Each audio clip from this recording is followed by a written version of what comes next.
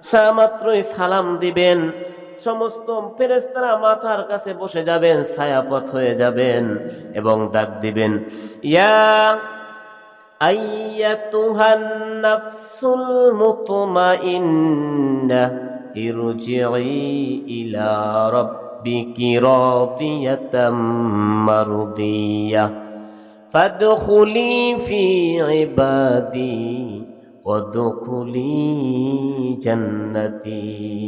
ফেরেশতারা ডাক দিবেন, হে পরিতুষ্ট আত্মা, হে পরিতুষ্ট আত্মা, তোমার রবের দিকে প্রসন্ন সন্তুষ্ট অবস্থায় প্রত্যাবর্তন করো এবং আমার সৎ বান্দা বান্দীদের অন্তর্ভুক্ত হইয়া আমার বেহেশতে প্রবেশ করো। জোরে বলুন সুবহানাল্লাহ, আরো জোরে বলুন সুবহানাল্লাহ।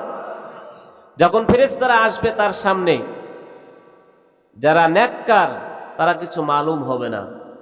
যারা নেককার তারা মনে করবে, তারা বলতে থাকবে আমাকে তাড়াতাড়ি নিয়ে যাও। তাদের আত্মাটা বাইর হওয়ার জন্য, আল্লাহ রাব্বুল আলামিনের দরবারে যাওয়ার জন্য ছটফট হয়ে যাবে। আর যারা বদকার, তাদের আত্মাটা ওই 360টা জোড়ার মধ্যে, দেহের মধ্যে বিভিন্ন জায়গায় লুকাইতে থাকবে, কিন্তু লুকাইয়া কোনো কাম হবে না, কোনো কাম কি হবে না।